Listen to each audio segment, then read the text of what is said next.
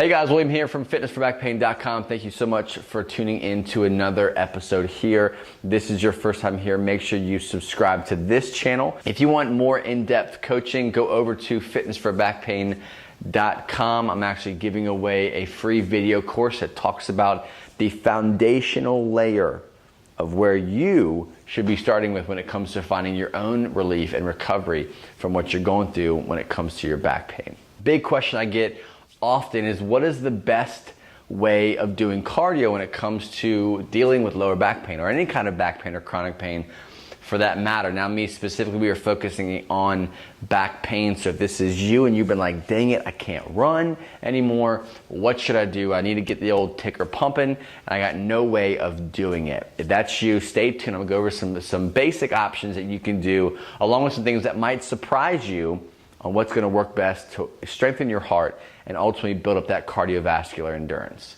So today's question, we're gonna focus on cardio, and this is something that's near and dear to my heart because I do things like sprinting. I would do hill sprints when I was living in Virginia. We had one hill that was man-made at this park, and it was the best hill, and anyone who was anyone would go to this one hill to do hill sprints. And it was awesome until my legs started going numb a day after doing these hill sprints because I was just in so much pain, I had to stop. Then I went to flatland sprinting, and that was great as well until my legs started to get numb again after 24 to 48 hours after doing these sprints. And I was helpless because I really didn't like doing much else when it comes to cardio, so I didn't know really what to do. And as I kind of broke into this and started working with more people and found out that more people have the same issue, but some people have different passions. They like things that are different than running and sprinting and hill sprints. They'd rather do other things. They just love to do their sport or to go hiking or go bike riding.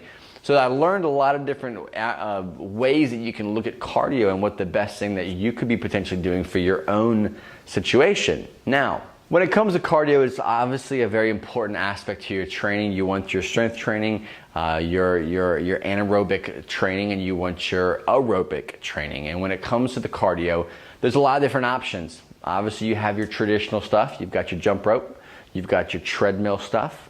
You've got your rowing. Those are probably the three major things that you would see at any kind of gym. Then you got your Stairmaster and you got your Jacob's Ladder. It's getting kind of crazy there, but there you can get some stuff like that going into your cardio program. But what if all those things hurt? What you have to think about when it comes to doing cardio, it's gonna be different for everybody. And it's like answering the question, what's the best exercise for back pain?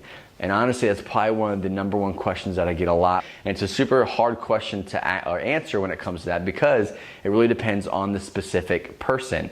So for you, if you're looking to get into some kind of cardio, you have to think about your own personal pain triggers.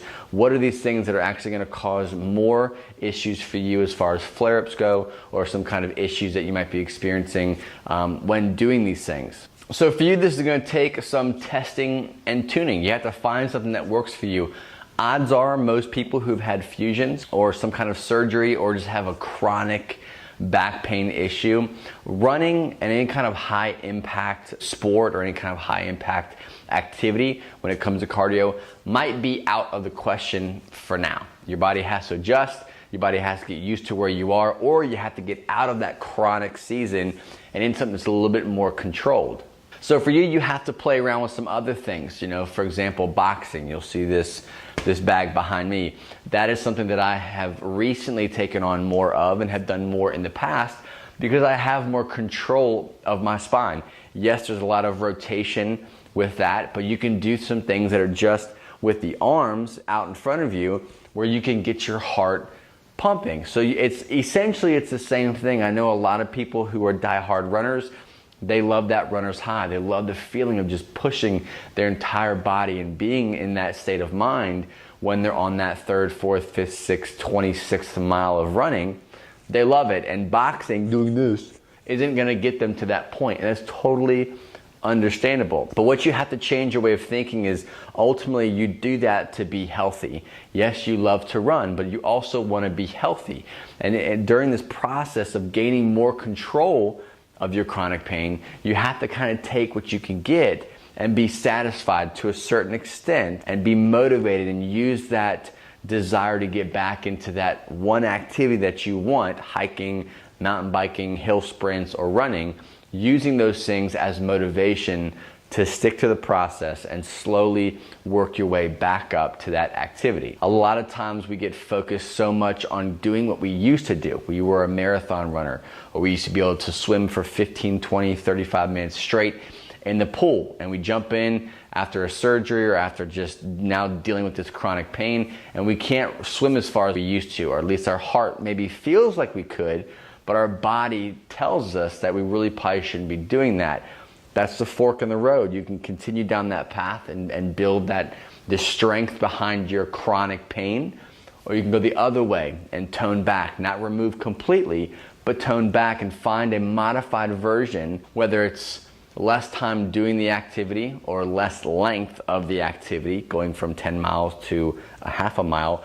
You have to think along those lines. It's not so much erasing it from your life, it's just modifying it again, bringing it to a downloadable or digestible amount for your specific situation. And I want to share with you two other kind of non-functional ways or non-typical ways when it comes to just working the heart, strengthening the heart and making it beat a little bit harder to build that cardiovascular endurance. I do know people who actually don't run at all, and they use their strength training and their endurance training within their weightlifting program to build up and strengthen the heart and actually do better in running than they did when they actually were running more often.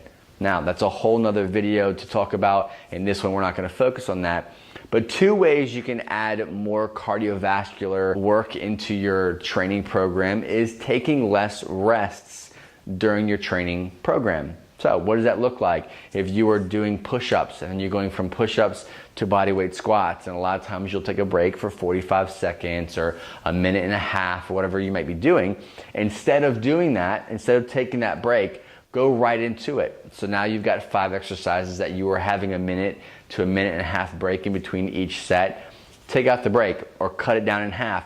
That's going to force your body to recover faster. It's going to get your heart beating to the point where you are actually working on that cardiovascular strength, and you're going to see results. You're going to keep that strength up and maintain the ability to work at that higher capacity. The other option that you have is something that I learned from reading the book, The Oxygen Advantage. I'll link the book up below in the comment section here, and you can check it out for yourself. It's all about nose breathing, and I really can't get into the science behind that. You really have to read the actual book, but it talks about shutting your mouth and breathing in and out solely from your nose. Now, obviously, if you do it right now, it's going to be tough. You're going to realize that it's a lot harder than you think it is, and if you were to start doing some activity like walking down up and down the stairs a couple times by just breathing through your nose, you're going to be winded. You're going to be trying to catch that breath because you just simply can't get as much breath into your nose by using your nose. Like, that's why you typically breathe through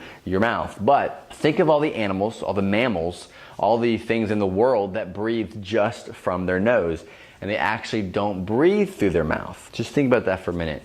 And on that thought, go get the book and read it, because you're going to learn. But that's one way that you can start challenging your heart and your cardiovascular system, is shutting your mouth and breathing just through your nose. Those are my tips when it comes to cardiovascular training. If it didn't touch on the things that you want to touch about, leave a comment below. I want to hear what you have to say. If you have a question about a specific way of getting cardio in, leave it. We all have different stories. We all have different tactics that we've used over the years to work the old ticker that doesn't involve making our pain worse. And I wanted this to be a community where you can share. If you have had success doing something that I did not mention, leave it in the comment section below. Let's talk about it and share it with the world. Subscribe to the channel. Go over to fitnessforbackpain.com.